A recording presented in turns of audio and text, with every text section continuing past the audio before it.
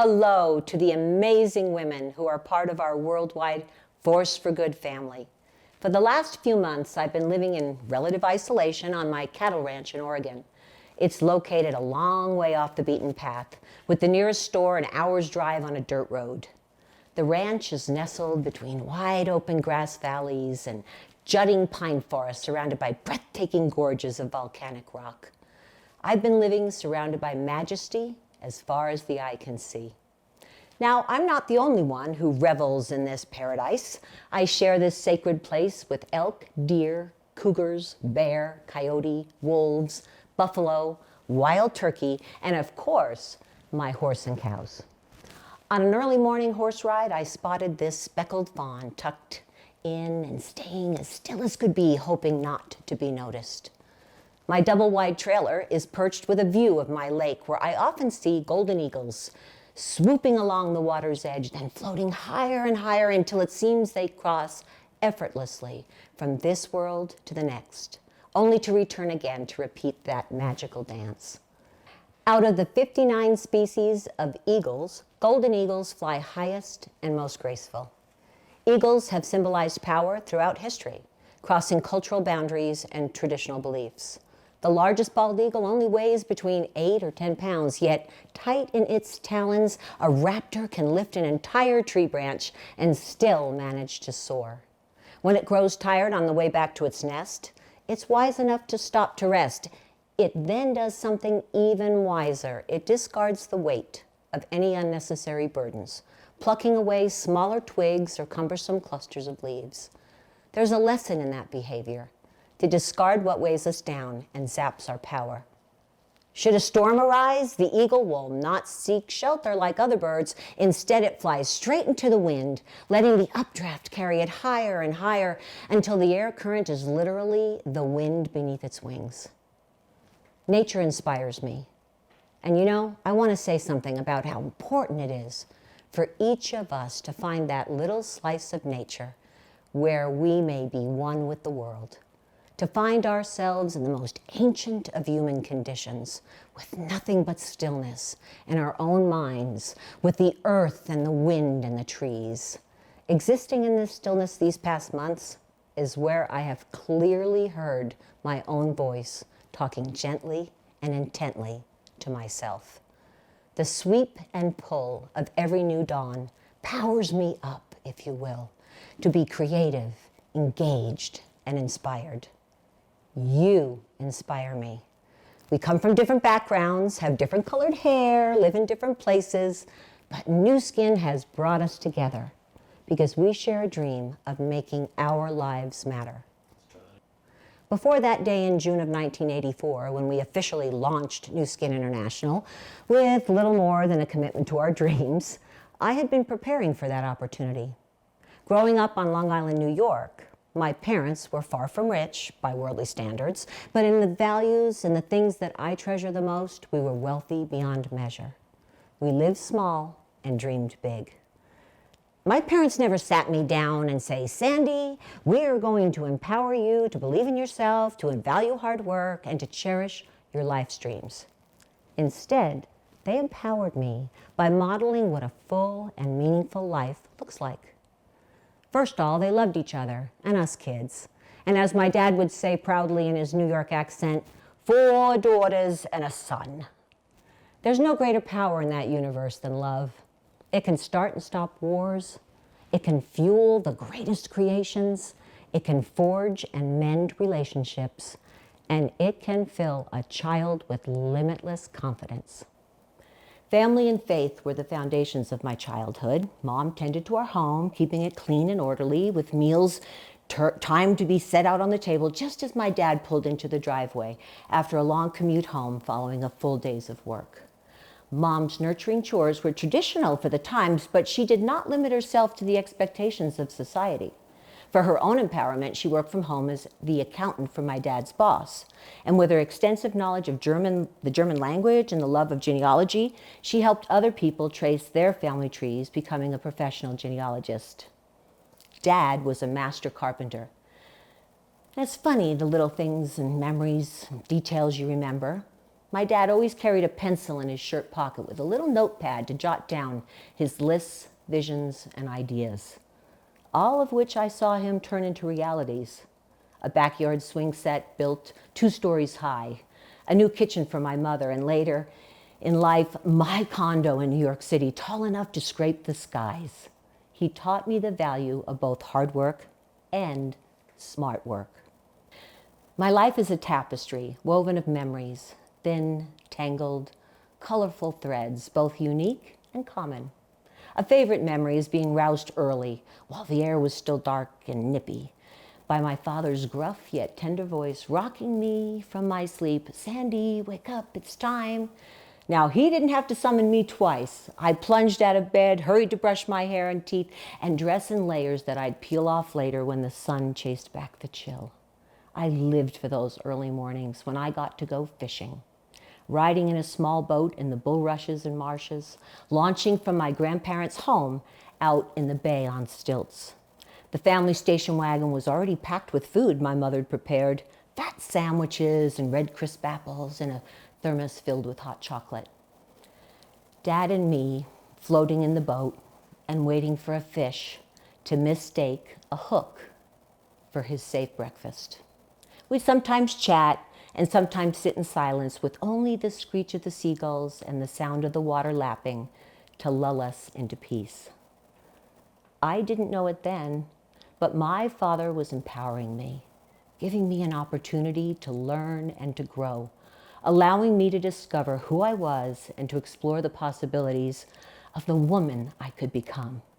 Without a word, he told me that I belonged to him, that we were intrinsically joined and nothing could or would ever break our father-daughter bond. He was also showing me without a word that I belonged to something far greater than myself. Our little boat rolled on a sea, an expanse so grand it was difficult to tell where the water and the sky met. And somewhere in that tangle of memories, there was a moment when I knew that I had always existed and would never cease to be, that I was part of a greater whole, that as small as I was against that enormous sea, I mattered and was powerful enough to make a difference in the world. And that is my message to you, friends and family. You matter. You are powerful. And the differences in attitudes and energy you create in your world changes the entire world. Now, we talk about empowerment as like something that someone hands over to you with authority. But your truest power will never come from someone else. You were born with it, and it has always been rightfully yours. Your greatest power is your ability to choose what you do, how you feel, and who you become. Authentic power can never be taken from you. Now, I was once introduced as a powerhouse of a woman in a magazine, and it made me smile, because I alone know what I've done to have someone consider me powerful. I fished an ocean with my father, read enough books to fill a library, climbed back on a horse after getting bucked off. I've given my heart to love over and over again. I've risked my last dime to invest in my own dream. I've fallen to my knees countless times to offer thanks to a source that may be unseen but never unfelt. I've imagined homes and turned those mental images into buildings, gardens, orchards, barns where my loved ones gather to feel loved. Once, when New York City was in smoke and ashes, I invested in a home in the sky that others thought could never exist. But it does, and my grandchildren can touch the clouds from its magic tower. I've explored wonders of the world and will never stop exploring. I've slept in 5-star luxury hotels and at times called a tent trailer my home. I've lost my family home in a fire. I've given birth 4 times and mourned the loss of a child. I've buried both my parents. I've forged friendships from strangers who then became family to me. I've been a student and a teacher. I've designed parties for thousands and dinners for 2. I've been betrayed and learned the power of pardon. I've made mistakes and learned to forgive myself. I've laughed until I cried and cried until I was spent. Illness has taken me to the brink of death, only to be given another chance at life. I believe somewhere in these moments, I decided what kind of a life I really wanted. And then I said no to everything that wasn't that.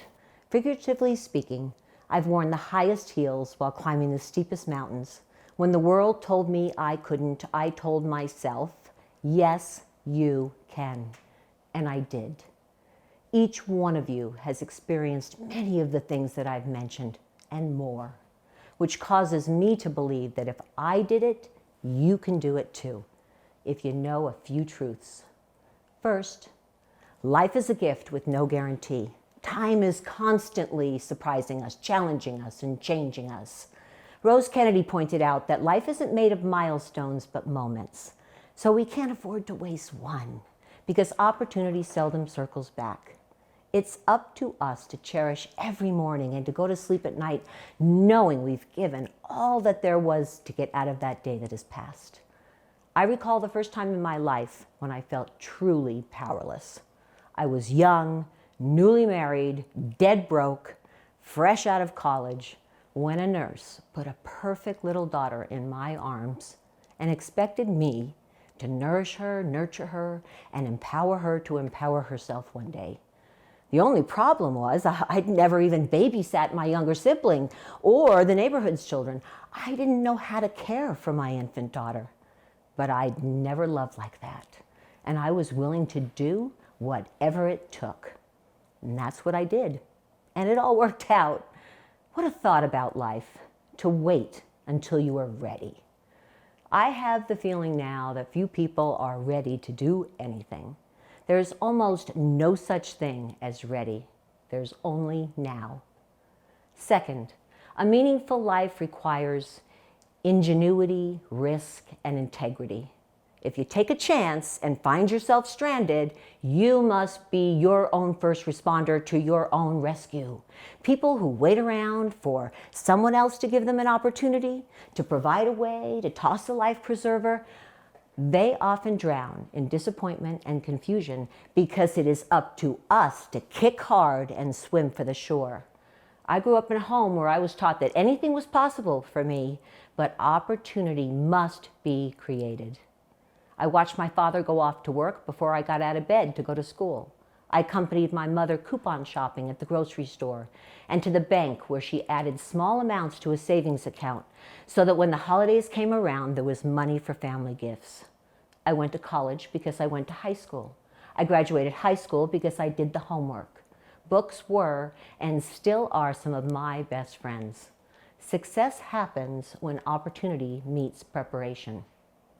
Regardless of our differences, we're in a sisterhood with one driving commonality: to live lives with true meaning. That begins the moment we begin to take control of our own destinies, to be our own superheroes. And now, if someone comes along to help, great. But if not, we don't stay where we fall. We rise up and we keep moving forward because we empower ourselves with thoughts we think, the attitudes we have, and the opportunities we create. I believe integrity is the foundation from which dreams rise highest. Another memorable line from my dad was, "Do a job, big or small, do it well or not at all." That was my father's motto, and I was happy to see it repeat itself in our family empowerment culture. My teenage granddaughter Zeta was weeding one morning in the hot sun, and someone suggested that she move to a shadier place. "Oh no, I'll finish where I started before I move on," she said. If only the world would adapt that attitude.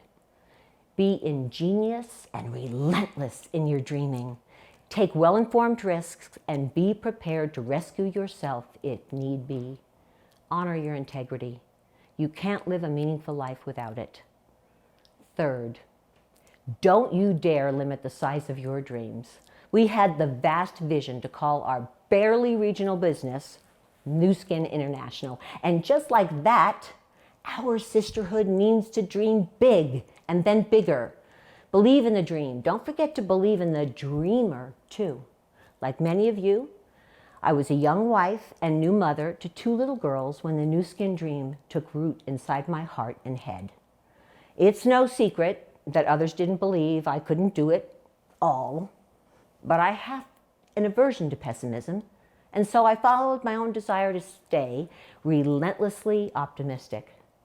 I didn't give up, even when I wanted to, even when I discovered that I was pregnant with baby number 3 just a few months after we started Nu Skin. We built a team of like-minded dreamers. We stayed strong, and that strength is what has brought us together today. Your dreams, your resilience, your abilities are the planet's greatest resources. Now, this wouldn't be my message if I neglected my signature motto, motivated by love. Whatever it is, if you're doing it for anything less than love, you're not as empowered as you might be. Over 20 years ago, our dream expanded because our hearts expanded when we established the Nu Skin Force for Good Foundation. We wanted Nu Skin's success to contribute to the health, education, and economic opportunity for impoverished children around the world. Because of your generosity and heart, millions of children have benefited and are now beginning to pay it forward themselves. Empower one person from a place of love, and the whole world changes. From the start, we knew that Nu Skin's innovative products wouldn't just improve outward appearances. They change minds, hearts, and lives. We provide economic opportunity for betterment. But the rise isn't without a risk. No one begins as a Team Elite member. Empowerment grows with our willingness to learn, to change, and to improve. I'm proud to be part of an international force for good with you. We are a family that empowers each other to live meaningfully, to dream big, and to achieve more. I love witnessing all those moments of empowerment as we openly and genuinely congratulate one another on our successes, all the while banding together in support as we mourn the loss of a loved one and offer solutions to roadblocks. We support each other, we come together, and I can't tell you how much this inspires me and how proud I am that we together have created such an incredible community of empowerment.